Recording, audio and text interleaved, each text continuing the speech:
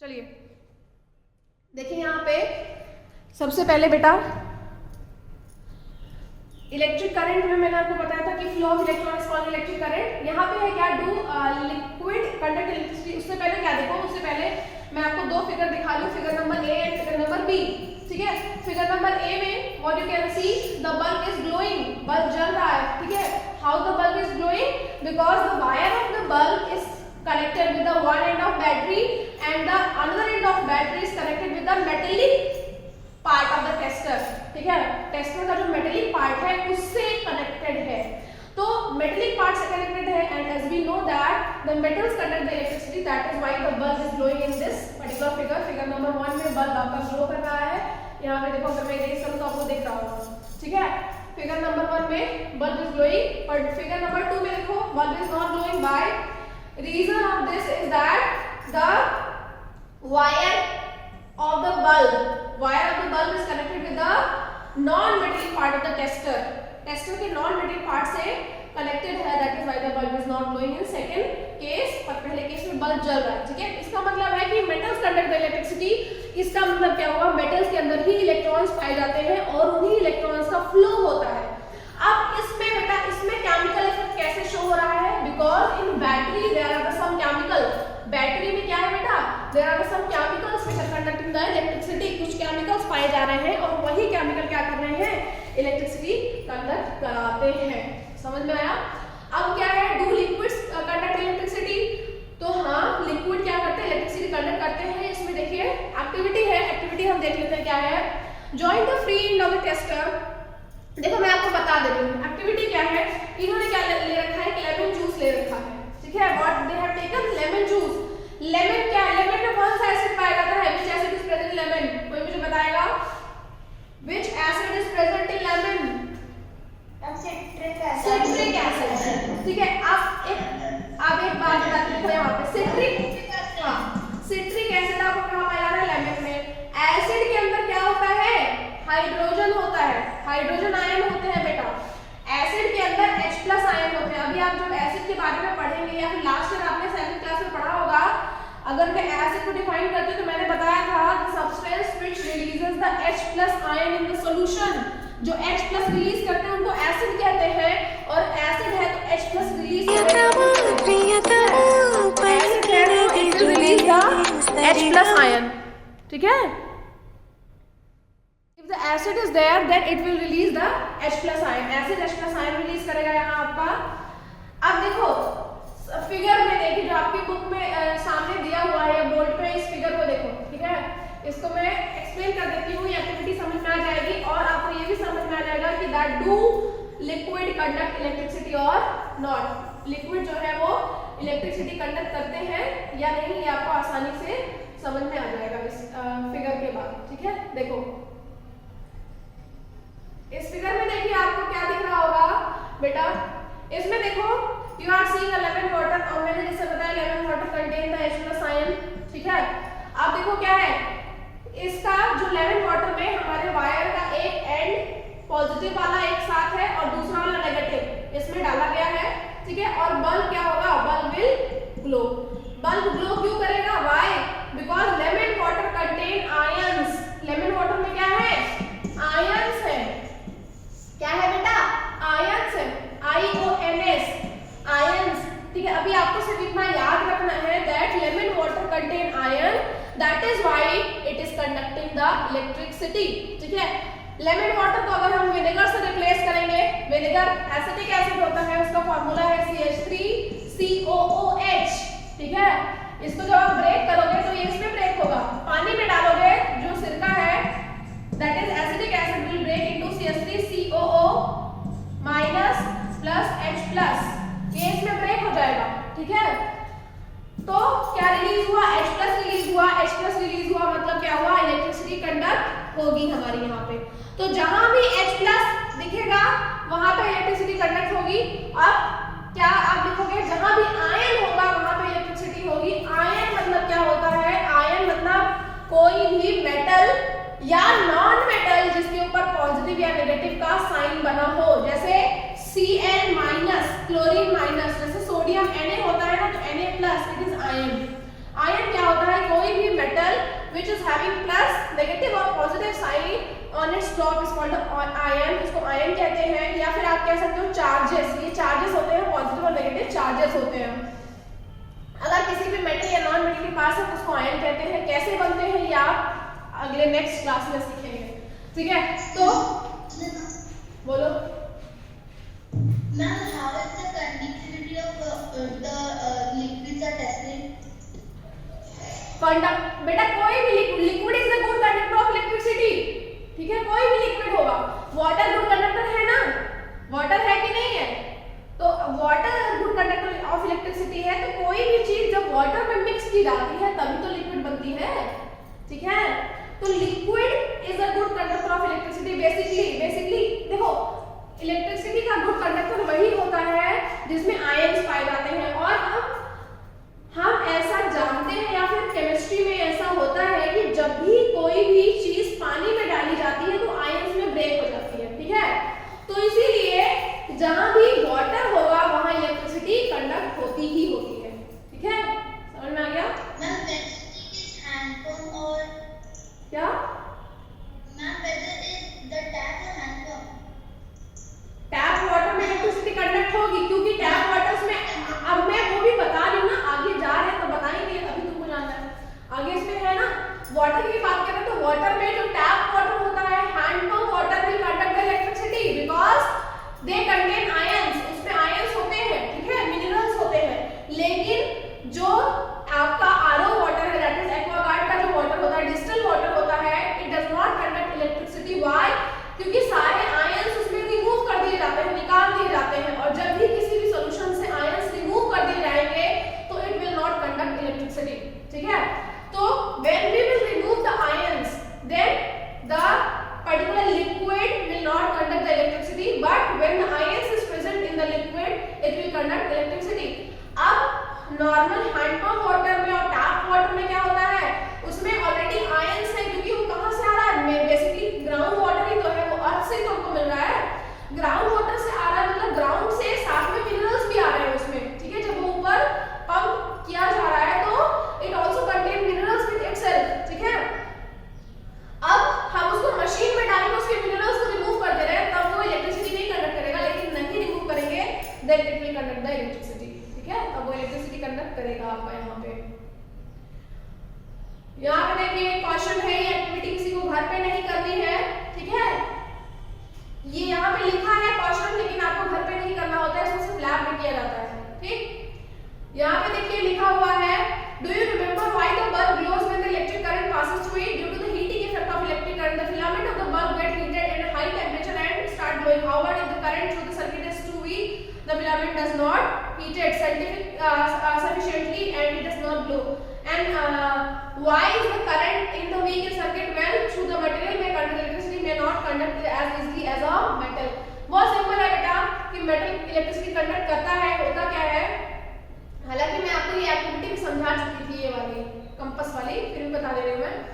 क्या होता है कि जब केमिकल इफेक्ट में क्या होता है कि जब कोई केमिकल वायर, जैसे उस केस में क्या था कि यहाँ पे आपका लेमन वाटर रखा हुआ था, ठीक है, यहाँ पे लेमन वाटर है, ये आपका, ये क्या है, लेमन वाटर, ये आपका लेमन वाटर है, यहाँ पे लेमन वाटर रखा हुआ है, और इसमें जब हमने वायर लगाया, पॉजिटिव नेगेटिव, ये वायर जब हम यहाँ पे लगा रहे हैं, इस केस में क्या होगा बेटा, यहाँ से जो केमिकल रिलीज हो रहा है, मतलब आयन जो रिलीज हो रहे हैं वो इस वायर के थ्रू जा रहे हैं, और यहाँ पे जो बल्ब, बैटरी के थ्रू यहाँ पे जो बल्ब है उसको हीट अप कर रहे हैं, हीट कर रहे हैं, ठीक है।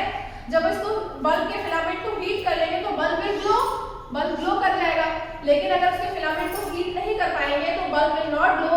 और हीट क्यों नहीं कर पाएंगे? Because material is as not good as much as the metal. Material metal जैसा गुड नहीं होगा, अच्छा नहीं होगा, या फिर नॉन कंडक्टिंग होगा, या फिर लेस कंडक्टिंग होगा।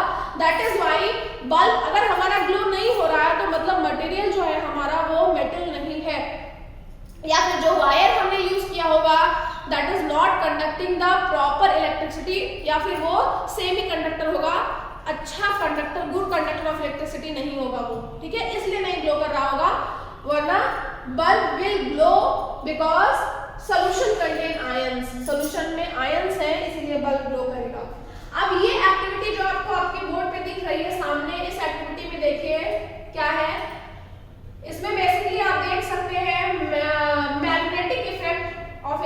करंट, ठीक है, इलेक्ट्रिक करंट का जो मैग्नेटिक इफेक्ट है, ठीक है, इसमें क्या है कि देखो एक ये क्या है, इट इज अ कंपास, ठीक है, कंपास है, समझ में आया। इसको हमने बैटरी से कनेक्ट करा, जब हम इसको बैटरी से कनेक्ट करेंगे, what happens in the case of compass, compass के केस में क्या होता है, it act on the basically ये उस पर डिपेंड करता है मैग्नेट के इफेक्ट पे, ठीक है, it is basically depend upon the magnetic effect. तो होता क्या है, जैसे मैग्नेट की अगर मैं बात करूं तो एक ये मान लीजिए मैग्नेट है, मैग्नेट में दो पोल होते हैं, one is north pole, one is south pole. अगर मैं ऐसे ऊपर खड़ा करूं इस तरह से, तो मैग्नेट बेसिकली आपका इस तरह से होता है, देखो ये है, ये आपका मैग्नेट है, ठीक है, ऊपर नॉर्थ पोल है, नीचे south pole. Now what happened, magnet जैसे मान लो आपने यहाँ पे कोई भी जैसे ये लोहा है, ये लोहा रख दिया, आयरन की कोई चीज है, तो क्या होगा, यहाँ से ये खींच ले रहा है, इसको अपनी तरफ अट्रैक्ट कर ले रहा है। कोई भी सामान यहाँ पे रखा तो भी अट्रैक्शन हो जा रहा है यहाँ तक, कोई सामान यहाँ रखा तो भी अट्रैक्शन हो जा रहा है। लेकिन आपने अगर कोई लोहे की चीज यहाँ रखी तो अट्रैक्शन नहीं हो पा रहा है। उस केस में क्या होता है, अट्रैक्शन क्यों हो रहा है, क्योंकि मैग्नेट से लाइंस निकलती रहती है बेटा, क्या होता है, लाइंस निकलती है, जिसको हम क्या कहते हैं, मैग्नेटिक लाइंस कहते हैं। क्या कहते हैं,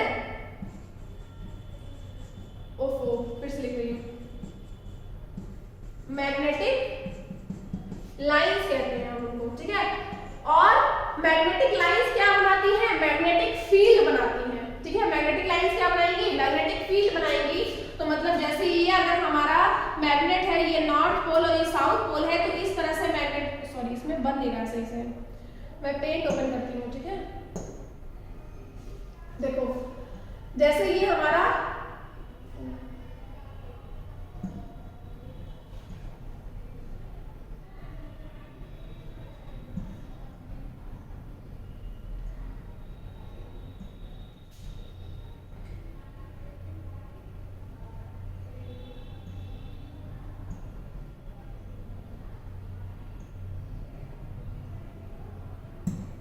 देखो जैसे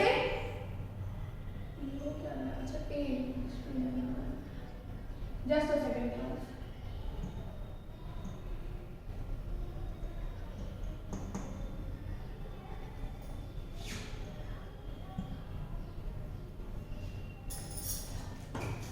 आपको बोर्ड दिख रहा है ना? Yes, ma'am.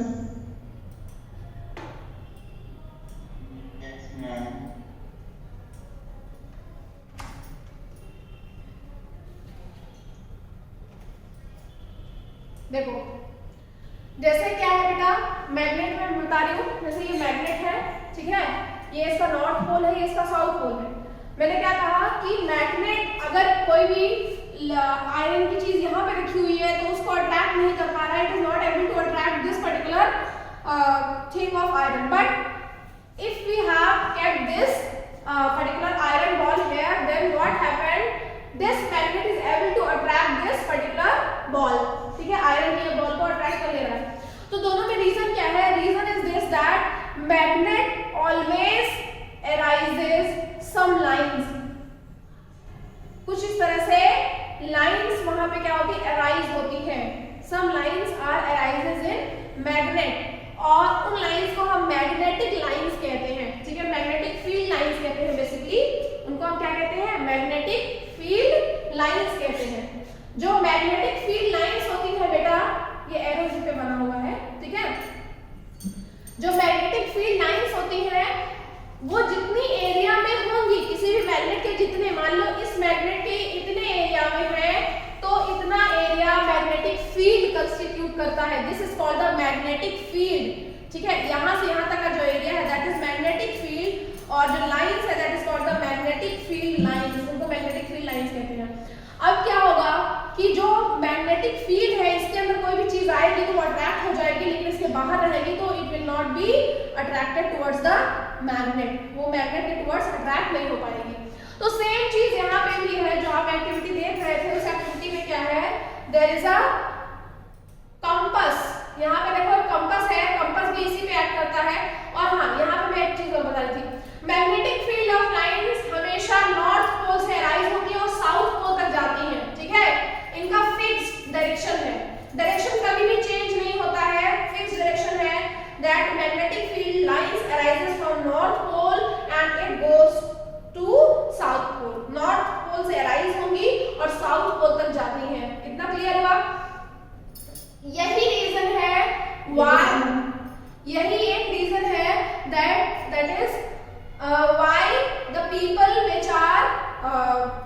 Roaming in the sea areas, या फिर सी के अंदर जो घूम रहे होते हैं, नहीं समुद्र के अंदर खो जाते हैं कहीं पे, if they are lost in the oceans, then with the help of compass they are able to see the direction. Why? क्योंकि कंपास हमेशा नॉर्थ की तरफ डिफ्लेक्शन करेगा, तो जिधर कंपास का डिफ्लेक्शन होगा नॉर्थ डायरेक्शन उधर ही होता है, ठीक है, क्योंकि मैग्नेटिक फील्ड ऑफ लाइंस हमेशा नॉर्थ से राइज होती हैं और साउथ तक जाती हैं। समझ में आया? तो पहले के लोग कंपास लेके नहीं घूमते थे, क्यों? क्योंकि कंपास का जो सुई होता है, जो उसकी निडल होती है, वो हमेशा नॉर्थ पोल की तरफ रहती है, ठीक है। अब यहाँ पे देखो, आप यहाँ पे क्या देख सकते हैं, यहाँ पे इस एक्टिविटी में देखिए कंपास जैसे ही इलेक्ट्रिसिटी यहाँ से पास होगा कंपास में डिफ्लेक्शन शुरू हो जाएगा, डिफ्लेक्शन स्टार्ट हो जाएगा। इसका मतलब क्या हुआ कि इलेक्ट्रिक करंट की वजह से यहाँ पे मैग्नेटिक फील्ड जनरेट हो जाएगी और मैग्नेटिक फील्ड जनरेशन की वजह से कंपास में डिफ्लेक्शन शुरू हो जाएगा। समझ में आया? ये है यहाँ पे देखिए material compass needle show deflection और नॉट, ठीक है, किसमें दिखाएगा, और कंपास निडल उसी में दिखाएगा जिसमें इलेक्ट्रिसिटी पास, क्योंकि जहां पे मैग्नेटिक फील्ड होगा वहीं पे इलेक्ट्रिसिटी भी होगा, तो कंपास निडल जो है वो डिफ्लेक्शन उन्हीं एरियाज में दिखाएगा बेटा जहां पे आपका क्या होगा, जहां पे मैग्नेटिक फील्ड होगा। मैग्नेटिक फील्ड होगा तो वहां इलेक्ट्रिक करंट होना ही होना है, ठीक है। अगर हम वहां पे करंट पास कराएंगे तो करंट पास हो जाएगा वहां पे। यहाँ पे देखिए lemon juice, yes good conductor, vinegar क्या होगा, yes ma'am good conductor, it is also good conductor, comma का मतलब सेम है। Tap water, yes yes it is also yes, good conductor. Vegetable oil, vegetable oil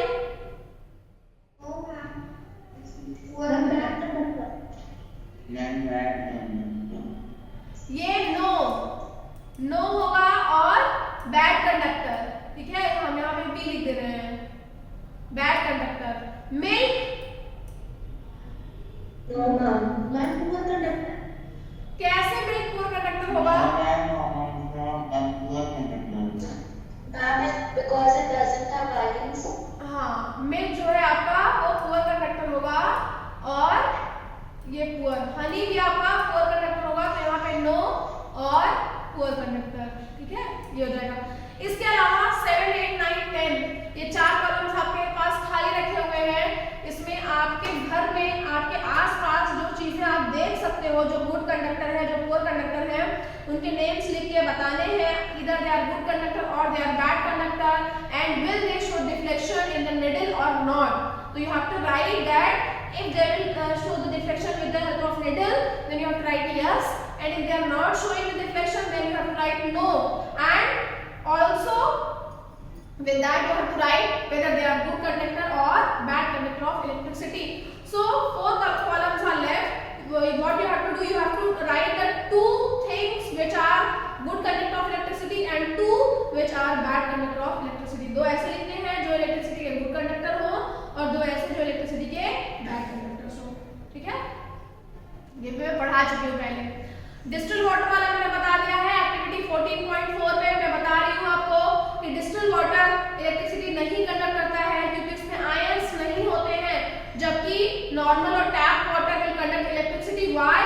because it contains ion, उसमें ions होते हैं इसलिए वो इलेक्ट्रिसिटी कंडक्ट करेगा। Distil water में आयंस नहीं होते इसलिए वो इलेक्ट्रिसिटी कंडक्ट नहीं करेगा, ठीक है। Chemical effect of electric current में आप यहाँ पे देखिए, केमिकल इफेक्ट में क्या है मैं आपको बता दूं। यहाँ पे ये एक्टिविटी कोई करेगा नहीं, इसमें देखिए लिखा हुआ है question do the next activity under the supervision of your teacher, parent और सम एडल्ट पर्सन। आपको करना नहीं है घर पे, मैं बता दूं। इलेक्ट्रिसिटी इसमें है क्या, ये भी मैं बता चुकी थी ऑलरेडी लास्ट क्लास में, फिर मैं बता रही हूँ। Passing the current through the water, इसमें क्या है कि इन्होंने 2 रॉड ले रखी है कार्बन की। कार्बन एक नॉन मेटल है इसीलिए इन्होंने 2 रॉड ले रखी है, कार्बन की रॉड ले रखी है बेटा, इसलिए कार्बन की रॉड ले रखी है क्योंकि नॉन मेटल है तो इलेक्ट्रिसिटी कंडक्ट नहीं करेगा, ठीक है। तो अगर रॉड को कोई छुएगा तो it will not be harmful for that person. अब उस रॉड पे आप देखो मेटल की कैप लगाई गई है, मेटल की कैप देखिए लगाई गई है ना, रॉड पे उन्होंने मेटल की कैप लगा दी है because metal is a good conductor of electricity, that is why there is a cap of metal.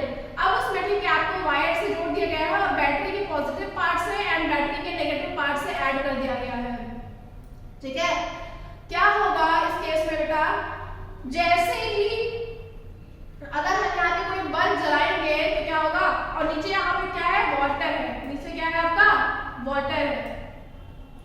क्या होगा यहाँ पे देखो, 4 cup of water plastic glass and बोल ऐड टीस्पून सॉल्ट, इसमें वाटर प्लस सॉल्ट भी मिला हुआ है, NaCl प्लस NaCl भी मिक्स है इसमें बेटा, साथ में NaCl, ठीक है, NaCl मिक्स है। अब क्या होगा यहाँ पे देखिए, add a teaspoon of now make it more conducting, now immerse the electrode in the solution, make sure that the metal caps are outside the water, wait for 3 to 4 minutes, observe the electrode carefully, do you notice any gas bubbles near the electrode, can we see the change taking this।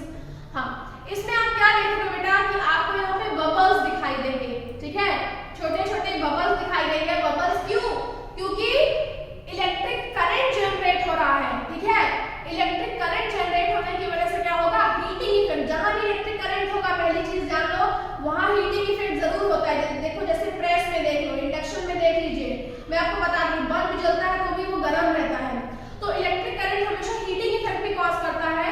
तो somewhat due to the heating effect की वजह से भी यहाँ पे क्या होगा, ये इसमें से कुछ बबल्स निकलेंगे और साथ में इलेक्ट्रिसिटी पास हो रही है, that is why bubbles will also be there.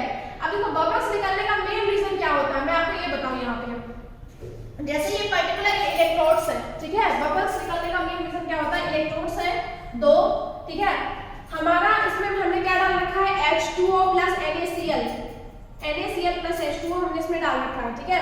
होता क्या है बेटा, H2O will break into H plus और OH माइनस में ब्रेक होगा, OH माइनस, ठीक है, फिर से मैं लिख दे रही हूँ OH माइनस, और NaCl will break into Na plus and plus Cl minus, Na इसमें टूटेगा, ठीक है। क्या होगा, एक आपका एक रॉड पे H प्लस इकट्ठा होगा, तो H प्लस की वजह से क्या होगा, हाइड्रोजन आयन की वजह से यहाँ पे बबल निकलना शुरू हो जाएंगे, ठीक है। जैसे ही हाइड्रोजन आयन यहाँ से रिलीज होगा, बबल यहाँ से निकलना स्टार्ट हो जाएंगे। This is the reason why the bubbles are emerging from this solution, और बबल्स निकलेंगे इसका मतलब है कि the solution is conducting the electricity, वो पर्टिकुलर सॉल्यूशन हमारा जो है वो इलेक्ट्रिसिटी कंडक्ट कर रहा है, and that is why the bubbles are emerging from that particular solution, उस सॉल्यूशन से बबल्स इमर्ज हो रहे हैं, ठीक है, ये यहाँ पे होता है। फिर नेक्स्ट देखिए यहाँ पे साइंटिस्ट के बारे में दिया है, वही सेम एक्टिविटी उन्होंने पोटैटो के साथ करी है, ठीक है, जो मैंने वहां पे डिफ्लेक्शन के साथ लेमन जूस के साथ किया था, वो पोटैटो के साथ भी करी है। पोटैटो के साथ कभी कभी बेटा क्या होता है, बल्ब जल जाता है और कभी कभी नहीं जलता है, ठीक है। नहीं क्यों जलता है, क्योंकि अगर हम बल्ब लगाते हैं और इसमें देखो ग्रीन हो गया है, green due to the electricity हो गया है, और बल्ब क्यों नहीं जलता है ये भी मैंने आपको बताया था। अगर बल्ब नहीं जलेगा इसका मतलब है कि इलेक्ट्रिक करंट में जो बल्ब है उसमें हीटिंग इफेक्ट प्रॉपर्ली नहीं हो पा रहा है, मतलब प्रॉपर उसको इलेक्ट्रिसिटी नहीं प्रोवाइड हो पा रही है, इस वजह से बल्ब नहीं जलेगा। मतलब अगर आप 3-4 आलू लेंगे तो बल्ब जल जाएगा, एक आलू में नहीं जलेगा। अगर 3 to 4 पोटैटोज अगर आप लेते हैं तो may be bulb will glow, तब मे बी बल्ब आपका जल जाएगा, ठीक है, उस केस में बल्ब जल जाता है। नेक्स्ट देखिए इलेक्ट्रोप्लेटिंग, देखिए ठीक है, नेक्स्ट जो इंपॉर्टेंट है दैट इज द इलेक्ट्रोप्लेटिंग। यहाँ पे देखो बहुत इंपॉर्टेंट है बेटा इलेक्ट्रोप्लेटिंग, और ये एग्जाम में आता है डिफाइन इलेक्ट्रोप्लेटिंग, ठीक है, इसी तरह से करके आता है डिफाइन इलेक्ट्रोप्लेटिंग। यहाँ पे देखिए क्या है कि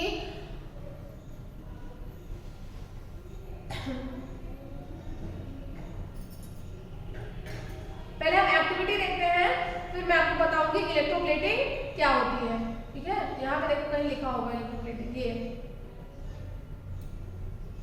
the process of depositing a layer of any desired metal on other metal by the means of electricity is called the electroplating। मतलब किसी भी डिजायर्ड मेटल के ऊपर किसी दूसरे मेटल की एक परत लग जाना, उस प्रोसेस को ही इलेक्ट्रोप्लेटिंग कहते हैं। मतलब एक मेटल की प्लेट है and on that metal plate another layer of another metal is there, ठीक है, layer of another metal will be there। if the layer of another metal will placed on that particular metal plate, तो क्या होता है, उस process को electroplating कहते हैं। होता कैसे है, इलेक्ट्रिसिटी की वजह से होता है। मैं इस एक्सपेरिमेंट में आपको बता दे रही हूँ, देखो एक्सपेरिमेंट में आपको साफ थोड़ा बड़ा करूँ तो समझ में आएगा।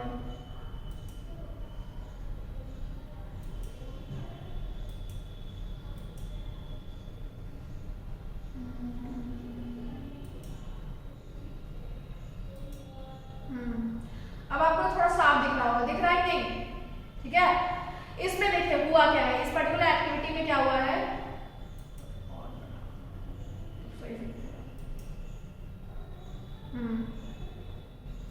देखिए इस पर्टिकुलर एक्टिविटी में क्या हुआ है बेटा कि they have taken a copper plate, दो कॉपर प्लेट आपको दिख रही है येलो कलर की, दिख रही है ना। They have taken the two copper plate, दो कॉपर प्लेट ली है, दोनों कॉपर प्लेट को उन्होंने वायर से क्या कर दिया है, वायर से कनेक्ट कर दिया है। वायर और वायर को उन्होंने बैटरी से कनेक्ट करा है। बैटरी जो है पॉजिटिव नेगेटिव पॉजिटिव और नेगेटिव टर्मिनल इस तरह से इन्होंने बैटरी से ऐड कर दिया। This is the positive terminal and this is the negative terminal. Battery से इन्होंने ऐड कर दिया।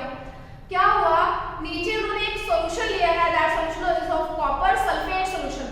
अब देखो इन्होंने क्या किया है बेटा, प्लेट भी कॉपर की ली है, सॉल्यूशन भी कॉपर सल्फेट का लिया है। हम यहाँ पे ये सॉल्यूशन चेंज कर सकते हैं अपने मन से, अगर चाहूँ तो मैं कॉपर सल्फेट को आयरन सल्फेट भी कर सकती हूँ। ठीक है, मतलब आप सॉल्यूशन अपने हिसाब से यू कैन चेंज, बट इन्होंने कॉपर की ही प्लेट ली है और कॉपर का ही सॉल्यूशन लिया है। ठीक है, कॉपर सल्फेट का सॉल्यूशन ब्लू कलर का होता है हमेशा, CuSO4, जिसको केमिस्ट्री में बेसिकली इसका जो फॉर्मूला होता है that is the CuSO4 copper sulphate, और जो मेटल है यहाँ पे that is the Cu copper है। ठीक है, अब क्या होगा, सॉल्यूशन में जो कॉपर सल्फेट है वो आयंस में ब्रेक हो जाएगा। सॉल्यूशन है मतलब आयंस में ब्रेक होगा, आयंस में ब्रेक होगा Cu+2 और SO4-2 में ब्रेक हो जाएगा ये। ठीक है, SO4-2 Cu+2।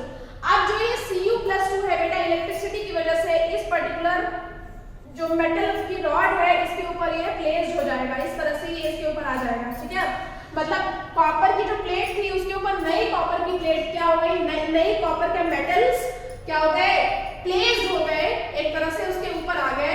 इसी को इलेक्ट्रोप्लेटिंग कहते हैं। अगर हमने यहाँ पे कॉपर की जगह आयरन सल्फेट दिया होता तो हमारी जो प्लेट होती वो कॉपर की जगह पे आयरन की बन जाती हमारी। समझ में आया ना, मतलब नीचे जो मेटल होता वो तो कॉपर रहता ही रहता, ऊपर का जो मेटल होता दैट इज द आयरन। नीचे का जैसे मान लो ये जो एक प्लेट है ये हमारी कॉपर की रहती, सॉरी ये प्लेट हमारी कॉपर की रहती और इसी के ऊपर हमारी एक और प्लेट आ जाती इस तरह से, इसी के ऊपर इस तरह से एक और प्लेट आती, तो पीछे साइड से आपको कॉपर की दिखती, ऊपर साइड से आपको आयरन की प्लेट दिखती। तो उसी सेम पे क्या हो जाता है, सेम पे दूसरे मेटल का डिपोजिट हो जाना। ठीक है, एक तरह से डिपोजिटेड हो जाता है दूसरा मेटल एक मेटल के ऊपर, that is called the electroplating. Basically उसी को हम क्या कहते हैं, इलेक्ट्रोप्लेटिंग कहते हैं। उसी में कोटिंग हो जाती है दूसरे मेटल की। ठीक है, इलेक्ट्रोप्लेटिंग आपके एग्जाम में आने वाला है, बहुत इंपॉर्टेंट है, इसको याद रखिएगा, कोई भी भूलना मत और फिर मत बोलना कि मैम ने इलेक्ट्रोप्लेटिंग नहीं पढ़ाया था। ठीक है, इसमें इंपॉर्टेंट है ये आपका इलेक्ट्रोप्लेटिंग, डिफाइन इलेक्ट्रोप्लेटिंग बहुत बार एग्जाम में आता है, तो you have to learn the define electroplating. इसमें लिखा हुआ है, देखो इसका आंसर यहाँ से है, the process of depositing the layer of any desired metal on another material by the means of electricity is called the electroplating. इसको हम इलेक्ट्रोप्लेटिंग कहते हैं। ठीक है, एग्जांपल में देखो chromium plating is done over many objects such as car parts. देखो आप देखते होंगे आपने जो यूटेंसिल्स यूज करते हो in your homes, the utensils which you are using, utensils मतलब बर्तन जो हम यूज करते हैं घर में, उसमें देखिए आपको एल्युमिनियम की प्लेटिंग हुई रहती है। ठीक है, एल्युमिनियम की प्लेटिंग हुई रहती है ना, that is the with the help of electroplating. वो बेसिकली आपकी इलेक्ट्रोप्लेटिंग की हेल्प से ही की जाती है। ठीक है, जो वहां पे प्लेटिंग होती है that is with the help of electroplating. ठीक है, यहाँ पे देखिए क्रोमियम हैज बीन, ये आपको लर्न करना है, these are the examples and ये भी एग्जाम में ऐसे भी आ सकता है कि write down what do you mean by the term electroplating और डिफाइन इलेक्ट्रोप्लेटिंग विद एग्जांपल। तो एग्जांपल में आपको ये मेंशन करना है। इसमें देखिए क्या लिखा है, chromium has a shiny appearance, it does not corrode, it resist the scratches. However, chromium is expensive and it may not be economical to make the whole object out of chromium. So, object is made of the cheaper metal and only coating of chromium over is there deposited. तो कोई भी object किसी भी metal का बना हो, chromium क्योंकि महंगा आता है, it is costly, that is why a layer of chromium is deposited on the particular metal of which the particular product is prepared. जो particular product है वो prepare किया गया है, उसी से हमारा क्या होता है, एल्युमिनियम का जो क्रोमियम की कोटिंग कर दी जाती है। ठीक है, यहाँ पे देखो बर्तन आपको दिख रहे होंगे, ग्लास वास। देखो कभी कभी आपने देखा मिठाई खाई काजू कतली, उसमें या फिर कोई और मिठाई देखी, उसमें ऊपर से चांदी की छोटी सी परत रहती है, that is also the coating, वो भी कोटिंग है। इसमें देखो ग्लास में शाइनिंग है, that is the coating of silver, coating of silver. या फिर मम्मी लोग कभी देखो गोल्ड पहनती है तो कोटिंग ऑफ गोल्ड होती है, वो तो बेसिकली गोल्ड होता है, लेकिन कभी कभी कोई आर्टिफिशियल होता है उसमें गोल्ड की कोटिंग कराते हैं, that is with the help of electroplating की वजह से ही वो होता है। ठीक है, साइकिल में देखो यहाँ पे इलेक्ट्रोप्लेटेड हुआ है सारे ऑब्जेक्ट्स को। यहाँ पे देखिए क्या लिखा है, एक चीज और यहाँ पे ये देखो, iron is used in the bridges and automobiles to provide the strength. However, iron tends to corrode and rust, so the coating of zinc is deposited on iron to protect them from corrosion and formation of rust. Obviously, iron देखते होंगे कहीं लोहा ऐसा खुला पड़ा हुआ है तो क्या होता है, उस केस में बेटा आप देख सकते हो कि अगर लोहा इस तरह से बेसिकली खुला हुआ है तो क्या हो जाता है, कोरिजन हो जाता है, that is rusting of iron is there, जंग लग जाती है उसमें, और रस्टिंग ऑफ आयरन की वजह से धीरे धीरे आयरन कोरोड होने लगता है। लेकिन अगर इलेक्ट्रोप्लेटिंग हुई है तो नहीं होता है, तो इसलिए जैसे जो हम कार वार यूज करते हैं उसमें क्या होता है, वो जो होती है बेसिकली वो लोहे की होती है, पर उसमें जिंक की इलेक्ट्रोप्लेटिंग की जाती है, कोटिंग की जाती है, तो ताकि क्या हो, उसमें रस्टिंग का प्रोसेस ना हो पाए, जो रस्टिंग का प्रोसेस होता है वो उसमें बेसिकली ना हो पाए, इसीलिए वहां पे कोटिंग की जाती है। इतना समझ में आ गया सबको? लो चैप्टर भी खत्म हो गया, वेरी गुड। ठीक है, बस इसमें इतना ही है बेटा, चैप्टर ज्यादा बड़ा नहीं है, बहुत छोटा है, और मैं आपको एक्सप्लेन भी कर चुकी हूँ पहले ही। ठीक है, अब यहाँ पे चलो क्वेश्चन आंसर डिस्कस कर लेते हैं, 10 मिनट बचे हैं, 10 मिनट में क्वेश्चन आंसर डिस्कस कर लेते हैं। बताओ, most of the liquid that conduct electricity are the solution of